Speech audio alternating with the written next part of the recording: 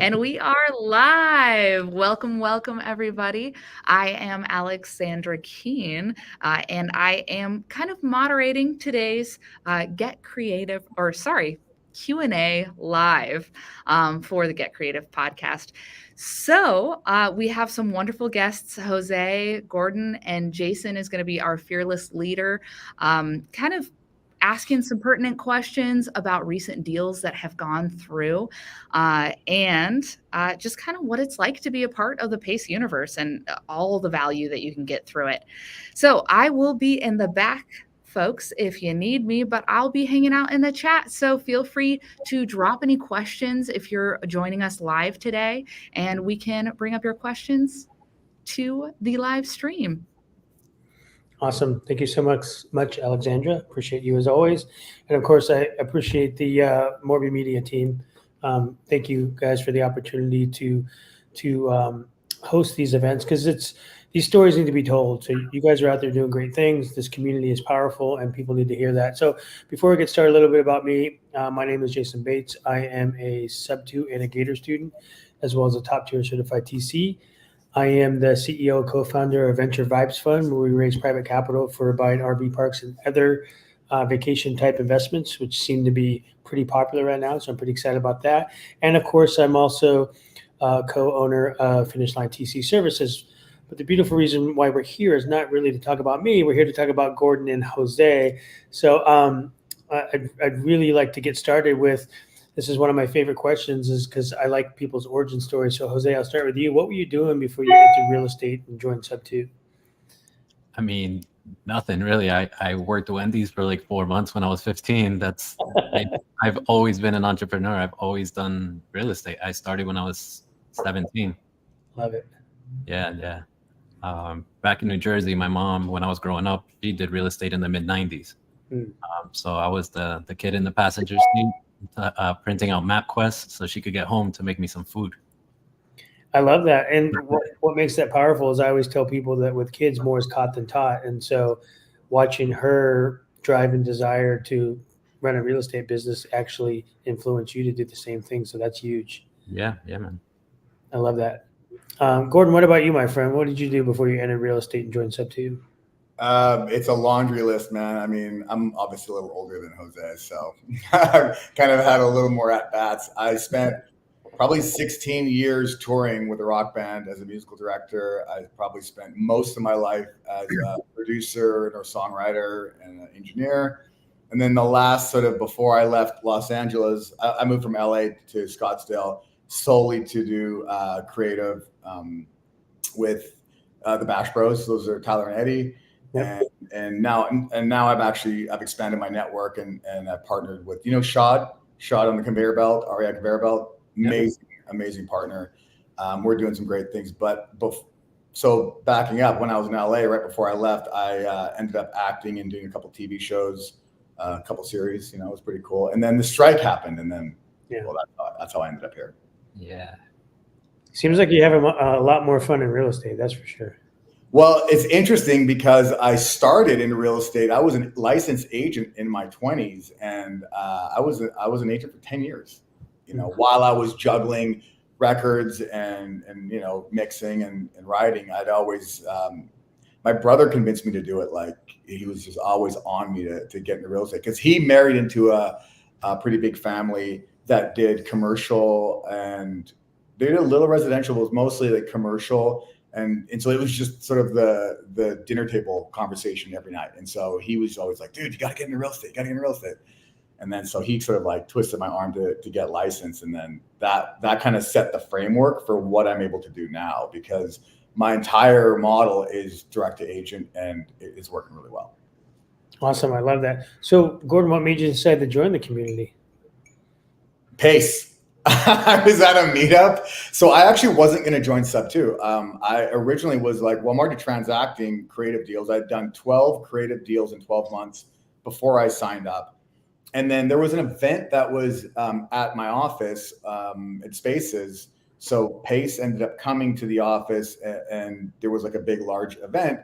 And I just asked him, I told him the story, and I wanted to thank him, first of all. I was like, dude, Like, thank you so much for being on the internet and doing podcasts. And I told him, I think it was called Cold Coffee or something with Graham Steffens. And that's where I learned. That's the first video I ever watched. And I was like, whoa, that's really interesting. And originally I thought it was like a total scam. And then I went down the rabbit hole, bought the book, read the book, vetted everybody in the book, and made sure that he was the real deal. And it came up to be like 100%. And I was like, okay, if everybody is saying this is real and this is true, well, I should at least give it a crack, right? And so I told Pace the story, and he was like, oh, that's so cool. And then I was just saying, like, I was like, man, just be super real with me. Do I need to join Sub 2? Like, I'm already doing Sub 2. I'm working with Sub 2 students. Like, I'm doing the thing. Yeah. Is there a point? And he just point blank said, he's like, yeah, man. He's like, if you want to expand your network, and he was totally right. You want to expand your network and work with better and more qualified people and constantly grow, then join the network. It's really a network. It's not really like learning. You already know what it is Sub 2. It's about expanding the network and being around great people all the time. And he was 100% right about that. Yeah, and that's a great point. And it's funny, Gordon, because I've done dozens of these interviews, and 9.5 times out of 10, people say, well, I got into it, but at first I thought it was a scam. And when I got into the community, I go, oh my gosh, okay. And you're right, it's way bigger. Yeah, a lot of people think you're joining a course and then be part of a community, but I really look at it as you've joined a community, and oh yeah, you get access to a bunch of really cool videos that'll teach you stuff. But for the most part, I've done most of my learning just by, like you said, partnering with people within the community. Yeah, there's so many great people. And I mean, I was out with dinner last night with Shad and Jeff Smith, and Jeff is a great guy with like so much knowledge, and just the synergy. When you've got like-minded people in the room, that synergy is unbelievable. Had another meeting with another Dispo partner, Dom and Glacy, him and Michael Ferruzzi. They're incredible. Like, they're just incredible human beings. And I just want more awesome people in the network so we can all win together. That's really what it's about, right? Yeah. I've always said it's fun making money. It's even more fun making money with your friends. Oh yeah. Yeah. So- Because you want everyone to win. You're like, bro, I want you to win, man. Let me bring this to you. Yeah, exactly. Yeah. Jose, what about you, my friend? What made you decide to join this amazing community? On that, I'll get to that. But on that note of doing deals with friends, I just ended up buying a deal off of Sasha and oh my God, off of Sasha. She does Dispo, and I bought a property here in Kissimmee. So yeah, doing deals with the community is incredible. She works with Sam Singh hand in hand, so they found an awesome property real close to me. Decent deal. I could make some money. They made a good amount of money on the wholesale. So absolutely, the community is everything, man. But on my journey to find Sub 2, I had actually wanted to get away from traditional real estate. In 2021, in December of 21, I was already 18, 19 years into real estate. I started in 2005. Not doing the math right, but I started in 2005. Same. And I had stopped doing traditional just because after COVID, it just felt like just one transaction after the other. There's nothing tying me. I wanted the relationships to last. For me, it wasn't about how good I was as an agent, because that was just like, you could do that with your eyes closed. It gets monotonous after a few months, after a few years. I mean, what I wanted was the relationships, and I'd built great relationships in real estate traditionally, but it'd be like, yeah, we're having an awesome relationship. I'll throw a welcome party or something for their home that they just bought, and then I don't see them for like 6-7 years. I'm like, damn, what happened? Where's the relationship? You could do drip campaigns and all that BS and text, and like, that's not the same. I don't believe in that stuff. I want relationships where we can actively continue to do business, and that's something I found in Sub 2. I initially wanted to get into multifamily, so I knew I didn't have quite the amount of funds to be able to get straight into a multifamily deal the way I thought you get into a multifamily deal with some money and you buy the property, right? But I wanted to get my way in through underwriting, and that's where I found Myron Briley, Joseph Mudd, the whole Texas team. They were doing multifamily back in 2022 and teaching it quite a bit daily, doing lives just like this. So I found that, and then they happened to be a part of a community called Sub 2. And then that's when I found out about everything. And I was like, oh, crap, and I did kind of what Gordon did. I'm like, this is nice. Let me try and vet some people. Let me see if Pace is the real deal, because this just like seems way too good to be true. There's too many fanboys around here with this stuff. Like, I don't know. When it's too good, there's got to be something. And yeah, I love that there was a couple haters out there. There were people that were talking like, I don't know about this. I love seeing that, because then you could go past that filter, see what else is behind it. And it was so good. It was the best thing that I found. I initially also thought it was a course, thinking, okay, if I join the course, I'll get the documents and I'm out, right? I can go and do the business myself. Mm-hmm. I'm so glad it didn't work out that way, because yeah, I couldn't continue to do sub 2 with my control freak of a mind. I wanted to do the paperwork. I wanted to know inside and out. So I initially had joined Gator. You don't get much of documents itself with Gator for the sub 2. So I learned how to do lending deals, and I did a couple of those. That was nice, but that wasn't what I was going for. So I ended up going into sub 2, got the documents, but I didn't quite know how to do the transaction itself. I just was learning off of what everyone else was learning, what Molly was teaching in the community, and then she came out with the TC course. Yeah. As soon as she did that, I jumped right on that wagon. I was like, yes, I need to learn from the inside via TC. Yeah. Even if it's not for active income, because that's not my thing. I just wanted to know how it works so I can explain it on the wholesale side, protect myself on the buy side, protect the seller when I explain it to them. I can know exactly what to say, speak to attorneys, the whole thing. There was even last year a point where I was teaching with a couple of other local wholesalers. We went to the regional association here locally in Orlando, and we taught, I think it was 80 brokers that showed up to that event. So we figured if we could teach the brokers, we could get to the agents, because if talking one by one to each one of these agents, it was going to take forever. So you might as well go to the head of the dragon, and all these agents are going to ask about their brokers anyways. Can I do this transaction? Can I do this transaction? So we tried teaching a bunch of brokers. They were very interested, and we got awesome traction there. But locally, that's kind of my niche, is talking to agents, understanding and relating to them, because I can genuinely say, hey, I was in your shoes a couple of years ago. I also was like, what is sub 2? I can't wrap my head around it. It's too much to learn in 20 minutes of a conversation. So yeah, I made it my thing to teach people on that, to make it less scary, make it more personable, go out to these appointments, meet them face to face. It just became better. And in turn, I actually ended up being a buyer after wholesaling a few deals. Now I can be a buyer, and I can protect myself. I know how to underwrite correctly, how to do even bigger scale deals, multifamily, things like that. So it's all of that stuff to say, those are all transaction conversations. What I really love is the community, stuff like this. Jason, we've been able to meet in the TC Gentleman's Zoom. Gordon, I haven't met you yet, but I know the Bash Bros well, and I met them a couple of years ago. I just know that everyone is connected by like 1 degree. Oh yeah. We're just 1 degree off. Oh yeah. I would definitely give the Bash Bros full kudos. Like, if I didn't meet Tyler so I did exactly what Pace said. It's so funny. Like, I just listened to what he's saying. I'm like, just do the next thing. He's saying, do this, I should do this. So I went on the free creative Facebook page, and I just started introducing myself. And then I saw a post that Tyler made, and it was like my experience in sub 2. It was like unfiltered, like raw, not trying to sell you anything, just my experience. I'm like, perfect.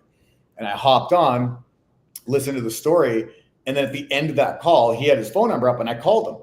And then I was just like, look, man, I think I know what this is. If I can bring you a warm lead, can you JV with me, and can we close it and like do it together? And he was like, yeah, of course. So then I just got the buy box and just got on the phone, like no CRM, like cell phone, printed out paper, like just raw. Call it. It really is that easy to start. That's awesome. I'm glad you said that. Yep. Yeah, there was nothing to do with any expensive gadgets. It was my cell phone that I was already owned, and it was a piece of paper I printed off of a list. Right, that was it, and away I went. And those guys really showed me the small steps, the very small little idiosyncrasies of what the deal needs to look like. So I did 2. So the first one was my very first deal, which was I think it closed almost a year ago, like last September, right? That one I only brought the lead. And that was hard in and of itself, because it was like 8 touch points with me before that agent was even willing to get on the phone. And Eddie locked it up. Eddie did it. They bought it. It was a 2.23% rate in Houston, or I guess outside of Houston. Is this the current deal right now you're talking about? No, this is the first deal I ever did. Okay. It was 2.23% in Dickinson, Texas. Okay. And Eddie bought it. And then, so that was my first deal, right? And then everyone knows you get that first wire transfer. That's the addiction, right? That boom, it account, you go, money, no way, it's real. Yeah. Right? And then that like lit me up, and then I was just on the phone nonstop.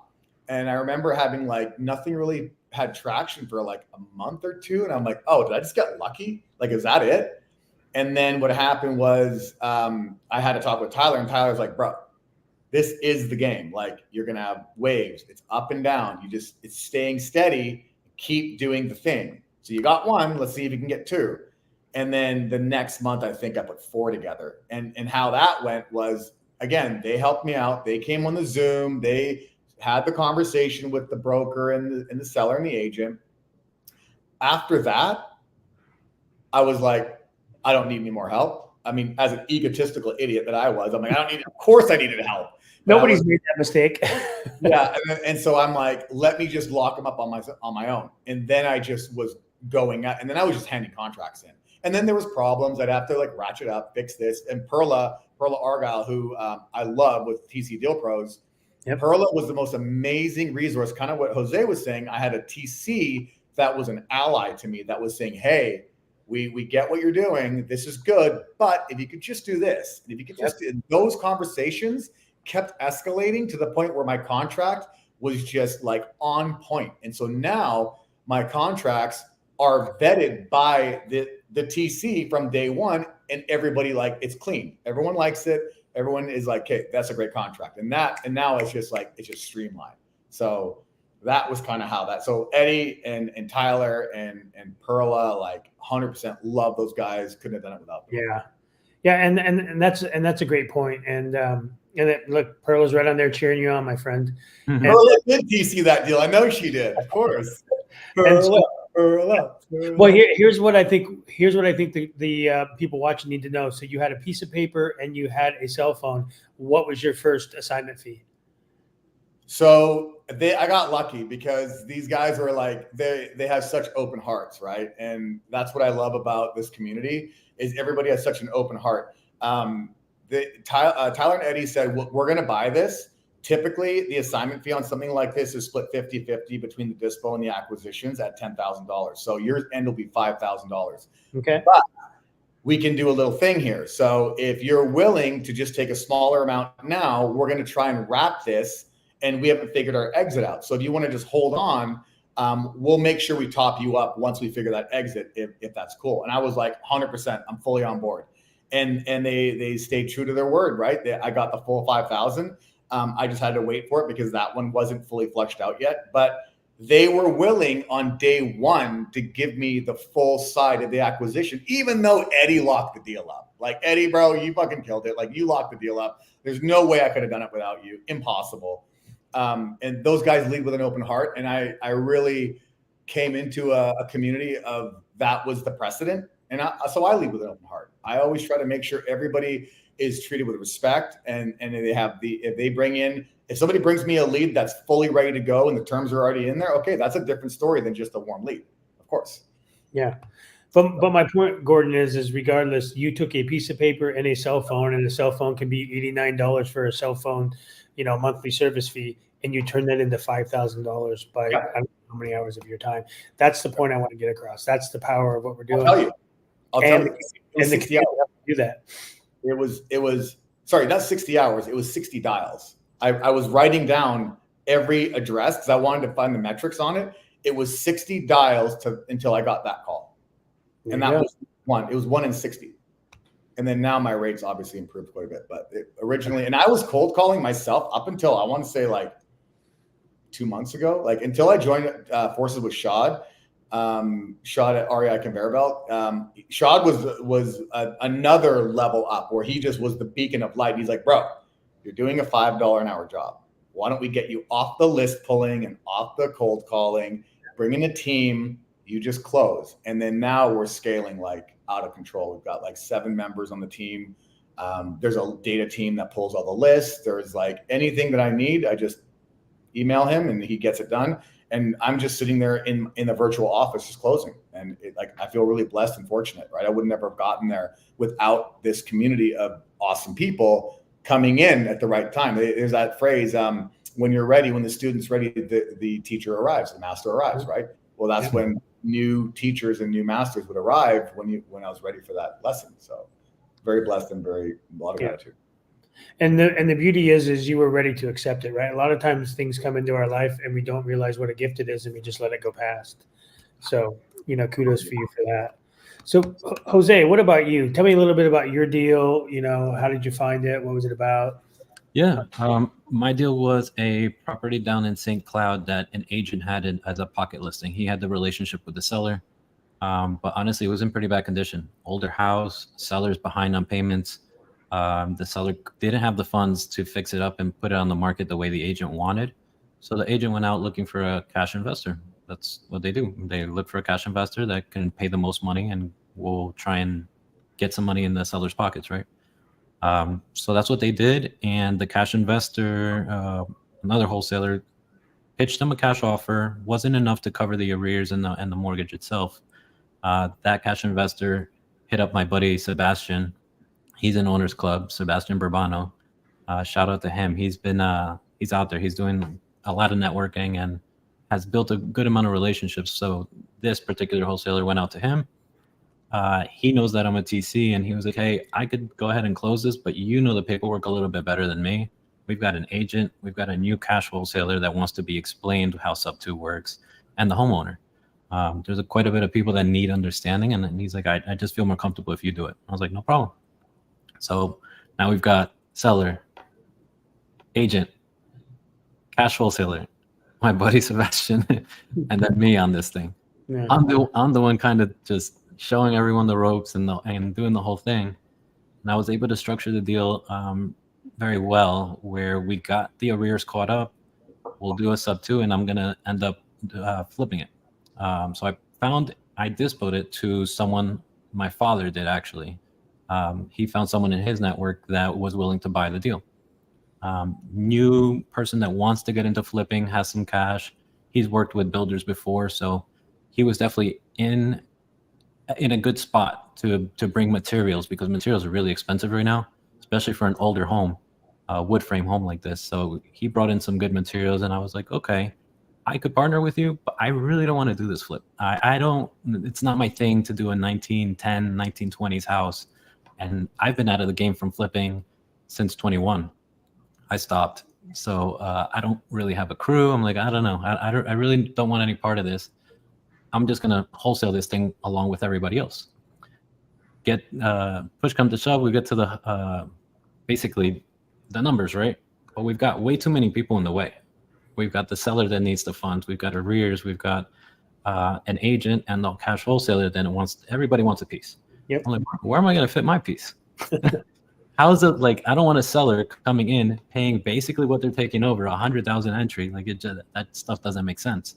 You have to be conscious when you're wholesaling these deals.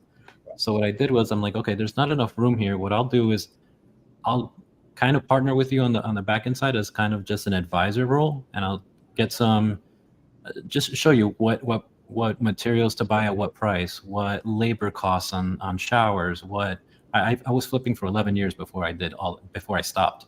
So I still knew my way around getting good materials, where to get it locally, things like that. So I told him, as an advisor role, I'll take 20 grand, but I'll take it on the back end. And thinking to myself, I could go ahead and just shake hands or put it on a piece of paper, right? But I'm thinking to myself, that's not really that secure. What would a good TC do? And I was like, you know what? I'm gonna secure myself like if I lent him the damn money, put myself in second position, and now whenever he sells, whether he defaults or not, I'll get the property. If he defaults, I'll continue on with the project, or I get paid my money. Either way, I'm safe. So everybody got paid on the front end, and then I'm getting paid on the back end. Yeah, it's almost like a reverse novation. Kind of, yeah. I love that. So I, I I always like to ask, how is the community involved? But this is what I heard so far. I heard Owners Club, I heard Sub Two, I heard Top Tier TC. Yeah. Was there any Gator or PML involved with anybody's deals? No Gator involved, just because we basically floated it. We're putting it on the back end. I'm getting my wholesale fee in the back end. The investor that purchased the property came in with his own cash. He's not in the communities at all. He's just a local investor trying to start up. Nice. Gordon, did you use anybody in the Gator PML community, or just Sub Two and Top Tier? It's generally not. I haven't really delved into Gator much. I just haven't had sort of a use for it yet at this point. I mean, maybe that would change in the future, but at this point we run a pretty tight ship. Like, I go lock up the contract, the dispo team, whichever dispo team we use, will go and dispo it. And at that point, my relationship is between the agent, seller, and that contract. And then if on the other end, the Gator would be for the buy end, the dispo end. And I'm sure Gators have been involved in E&D, just I haven't known about it. Yeah, I see a lot of PML lenders in the Gator community as well. And here's what I'm seeing. I'm coming at you with my TC hat. Statistically, Q4 is when you see a big spike in EMD lending and in private money lending, because everybody's CPAs has just turned on the green light and says, go forth and buy assets. Yep. And so now you've got people buying stuff Sub Two and creatively. You've got PMLs jumping in. You've got Gators jumping in, and all that documentation needs to be proper and secure and everybody represented. So I actually this is right now the time you're going to start to see fire sales. And, having a TC on your team is just going to make that so much easier for you guys that are just out hustling, and gals. Yeah. I really love the structure that you kind of laid out. And I echo that, when it comes to the deal, is not one person ever. There's a team involved, whether you are aware of it or not, because you might be just the acquisitions, but then there's going to have to be a TC, there's going to have to be dispo, maybe a Gator, an end buyer, or where are they in the equation? Are they EML or PMP or what? Like, there's so many people in that chain, and I love that they're all in this community. Yep. So the conversations are really fun, and you can get in and meet people that are synergistically aligned. It's just really cool. Yeah, and this is a misconception that people get sometimes about TCs. They go, okay, well, the person who's paying the TC fee gets the benefit of the TC, but actually we represent everybody, because for us, the transaction has to close for us to make sure we get paid the rest of our fee. So we're protecting the seller, the buyer, the borrower, the EMD lender. We're protecting everybody involved, regardless of who pays the fee. And so. Yeah. And I can agree with that too. One thing I love about Perla and her team is when a hard conversation that doesn't need to be had by me, like, for example, a closing date that's got to be extended a couple of days, or when I know the sellers are already dead set on that close date and they've been really clear to me, but something occurs, right? Like, maybe like I'm in a deal right now with them on a particular property in San Antonio, and the end buyer needs to extend for their particular reason. Now, instead of me having to go, I could do it, and I don't mind doing it, but I love how Perla already has those documents prepared, and that conversation's already happening. It's already being prepped and massaged. So the paperwork goes out, the seller's aware. And then today I got signatures back, and I'm like, I guess everyone's cool. All right, man. Like, right on. That's dope. The best. And that's the whole idea, right, Gordon? Imagine if you had to hold the hand of everybody involved and ask this person's permission and get this signature and talk to this title person. Perla just made your life so much easier. I think that most of us TCs undercharge and overdeliver, because it's really that linchpin of what goes on behind the scenes that frees you up to do what your superpower is. Sure. And I agree. And also Michael Ferruzzi on the other team. I mean, I love the speed of communication that Michael has with me. We have our own Slack channel. I'm on all the emails, even with the end buyer. And it's just beautiful communication. End buyer, myself, them, and the title company, and everybody's CC'd, and everybody knows what's going on. So as soon as a plan is developed on the next thing, I can go attack it. I can go hit it and make sure it happens quickly. And I love that. That's like my favorite thing. Right? It's not the hard conversations, it's the speed of action. That's important. Yep. And we call it the velocity of money, right? Because money loves speed. The second money gets stagnant, things start going south. Oh, yeah. Great point. So, Jose, let me ask you this. How has Sub 2 impacted your life, or any of the communities for that matter? So you're one of the first ones that I've met that is a part of Gator, TC, and Sub2, which is great. Maybe you've got the same mindset as me, where it's like we've got to like understand from the inside each one of these. I did get into it kind of selfishly, but then I realized that there's so much information people don't know that I love putting it out there. That's why I do these like live Q&As, because I love getting the information out there. Yeah. But Sub2 has given me all the communities. I don't want to just say Sub2. I feel like any community that you start with, you're going to end up 1 degree away. Like I was telling Gordon, just you're going to meet people and you're going to end up either in one of the communities or doing deals with members of other communities. Because each piece, it's an ecosystem. We all need each other. Yep. And really, if you start in here and you make the right connections, there's no reason to go outside of the network. And it's incredible. It's incredible. The knowledge that's spread completely free, and everyone just is helping each other out. For me, it's been, I could do both ways. I could say personally, it's expanded me mentally and spiritually, honestly, because it takes so much to network and be with people that it actually forces you to say, hey, I need some space. I need to like take a step back and maybe not have my head buried in the sand of the business. Like let me breathe. And there's a lot of people in the community that are also very conscious of things like that. And they're like, hey, we respect your space. Like, go ahead, take some space. If you need a couple of days, completely understand you're busy. In other places or other community, maybe there's no community like this, but in other avenues like traditional real estate, good luck telling someone I need a couple of days. It's just not, like, it doesn't exist. Like what? No, it doesn't exist. So for me, Sub2 has given me the superpower. TC has given me the superpower to talk a bit more, talk confidently, relate a little bit better with buyers, sellers, even business owners as a whole. I feel like my conversations have leveled up, not just in business, but personally as well. Yeah. I never was the one to go, and I hated networking in traditional real estate. To go to a meetup, it was like, I'm like passing around business cards, and I'm like, yeah, never mind, I'm out like 30 minutes later. But in the community, we have these meetups, and they're amazing. Everybody gets to just shoot the shit. We have a blast with each other. We talk a little business here and there, but mostly it's just like, hey, what's up with your personal life? What's going on? What do you actually do? How's your family? How's your friends? All of that. And you made a good point. Is I love doing stuff within the community. Your risk goes up exponentially when you start going outside the community. So that was a great point you made. Yeah. Gordon, I know you hit this pretty hard since you started this interview, but really, how has the community impacted your life? So before I joined, before I even knew about Sub2, I'll just paint the picture. Here's the landscape. We're in COVID, right? That was like, we're in that zone. So there was a SAG strike. So the Actors Guild was completely dead. You couldn't work, right? And I'm in my apartment and I'm like, okay, I'm going broke. I'm like running out of money really fast and I don't know what I could do. And I just thought I need to go back to the thing that I used to do. I used to sell real estate. So I know I can do it. I know that thing I can do.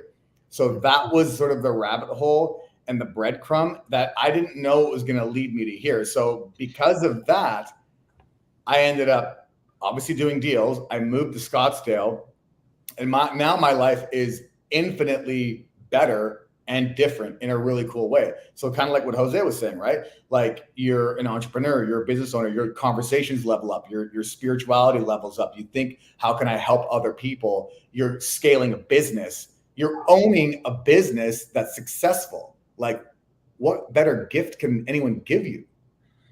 Right? True. I stumbled into this world and I didn't even know that this is even possible.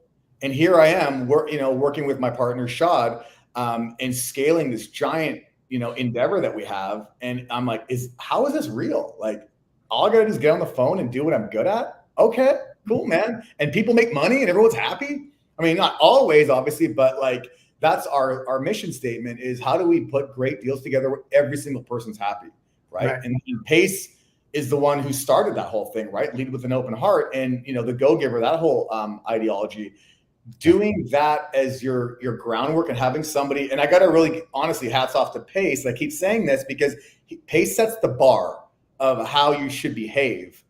it's up to you on what you do next, right? And there are people that, do nefarious things and are not good. We try to avoid them. But for the most part, everyone wants to synergistically come together and help one another so we can all benefit. Now, that's how it's impacted my life. I'm in a community where every interaction that I end up staying in long term is a great interaction that we can all scale up and make money together and have better lives. Yeah, and it seems to align to your core values, so it's very easy for you, and you found this is your home. Yeah. So Truly, man. Yeah. I love that. Gordon, I have to ask, what's on deck for you? What's up next? I know you got plans. So, I mean, honestly, when I was a solo mission, one-man show, I was probably my best month was right when I joined Sub 2. I think I had closed 6 deals that month. Now, this month, I think we're at 38 in the pipeline. Not all closed. Half of them are executed contracts. The other half, I've got contracts out right now. I'm trying to get to 50 deals a month with Shot, and I think we can get there. It's a big endeavor. But again, more partners are showing up. People are showing up with, that have bigger needs, and we're facilitating and getting it done. So that's kind of, I want to get to 50 deals a month and then hopefully 100. I don't know. It shouldn't be that hard. I mean, usually it doesn't even take twice the work to do twice the effort. So you're right. Yeah, I think if you can get to 50 by the end of the year, 100 should be nothing for you. But it's an infrastructure thing. It's like having the team, having everybody's responsibilities laid out, and you're functioning as a machine together. And that's really, I think. Yeah. And let's face it too, the team that got you to 38 or 50 might not, you might have to add to that team to get to 100. So you're on an incredible track, and I'm excited for you. And I can't wait to maybe talk to you after the first of the year and see where you're at. Thanks, brother. Jose, what about you? What's on deck for you, my friend? I'm just excited, man. I see a lot of people in fear with this market, with the politics that's going on and things like that. I love that I have the knowledge to be able to feel secure going into this dip or whatever is about to happen. I feel like we basically make our own reality. If we choose to feed into that negativity, that's what's going to happen to you. And if you choose to just look the other way and keep doing your business, that's what's going to happen. So here in the horizon, I'm trying to build out, I'm kind of putting wholesale on the back burner. What I'm trying to build out is more relationships with businesses. So I've got a relationship on the wholesale side with Sebastian. I've got a relationship on the side with like RV parks and things like that, helping Ashley out. Ella Ray, an amazing TC, helping her out with her business, and just helping others grow theirs will eventually help me grow mine. And the contacts and things that they have, we're basically all just helping each other out, doing deals in different avenues. So yeah, I'm just making that thing grow and actually purchase opportunities. As much as people say that purchasing can be a headache, being a landlord can be a headache, I don't think it will be if you can purchase all in the same area, make it manageable, make it in a way where you do it intelligently, where the numbers work and it sustains itself. It's its own little business buying these properties. So I'm excited for that. I think I'm going to be able to purchase enough properties where I could leave them steady, hold them. And the end goal is honestly, I do all of this for my daughter. Like I can do active income, no problem. I'll take care of myself. I'll live in a tent if I need to. I could get rid of the whole house. Like us guys, we don't care. We don't care. But what we do is for our families. We do it for our wives, our kids. We want to make sure that they're good in the long run. So for me, it's the end goal has always been purchase these properties to hold so that when she's out of college, she's ready to go. I love that. And you made a good point. The people I find in this space that are successful understand that our government isn't going to save us. So regardless of who gets in the office, as long as you understand this whole creative finance thing, there's nothing to get in our way. Mm-hmm. For us, we don't care what interest rates are because that's not what we're going after, right? We're making deals with people. You're saving people from foreclosure. You're helping to rebuild their credit. You guys are putting people in the homes that they normally wouldn't be able to get because they can't check all the boxes at a bank. So I just really think this industry is powerful for not only helping other people, but for, like you said, creating that wealth that our family needs. Absolutely. So Jose, what would you say if somebody was on the fence about joining this community? What would you tell them? Jump over that fence as quickly as you can. Because what's on the other side is exactly what fear is keeping you from.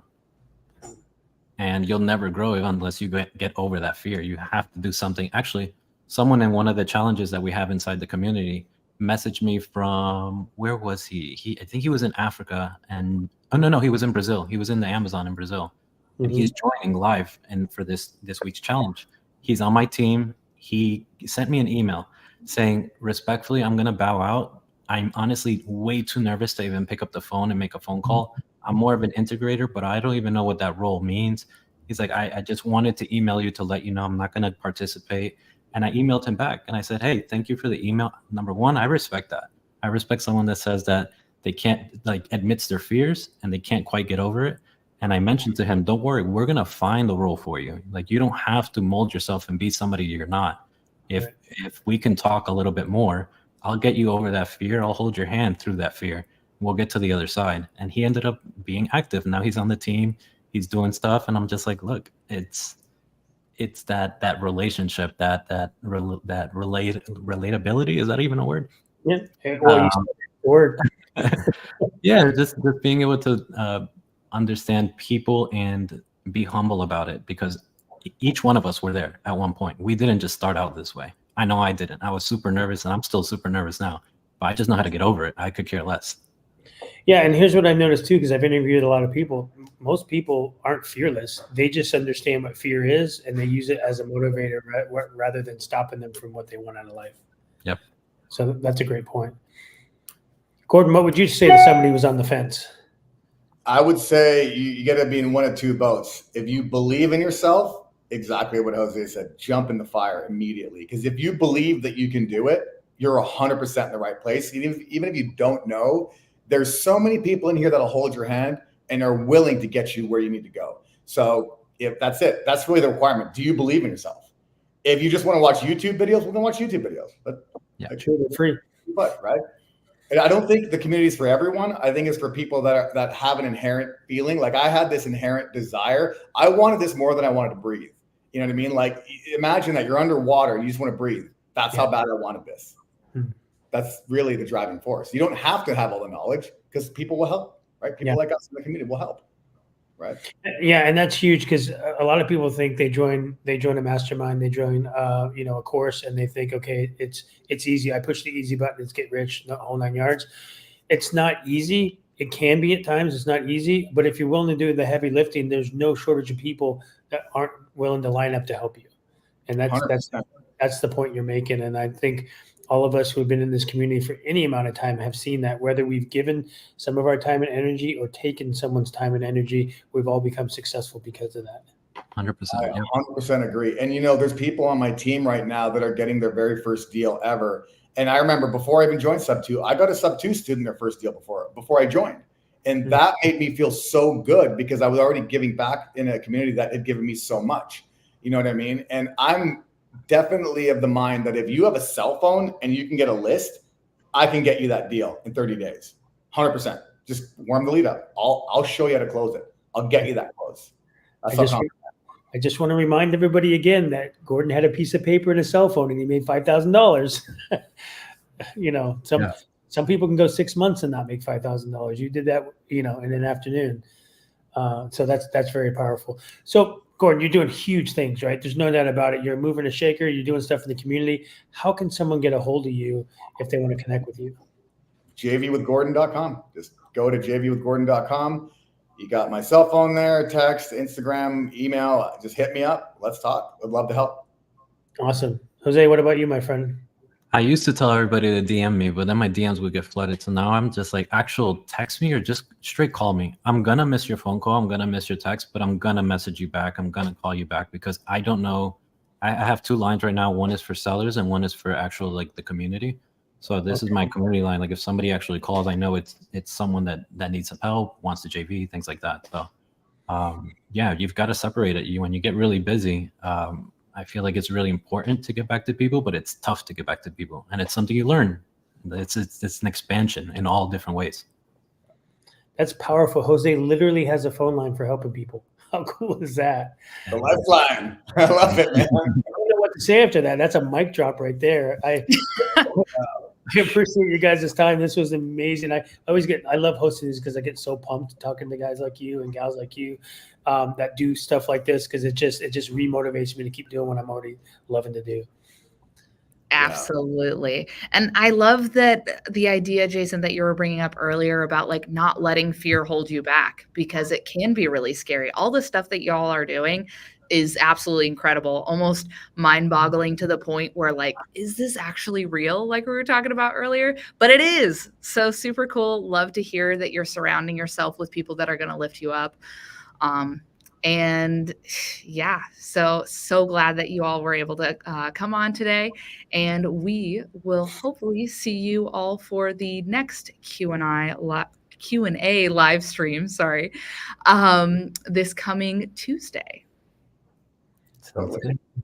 Thank you, guys. Thank you, guys. I appreciate your time. Of course.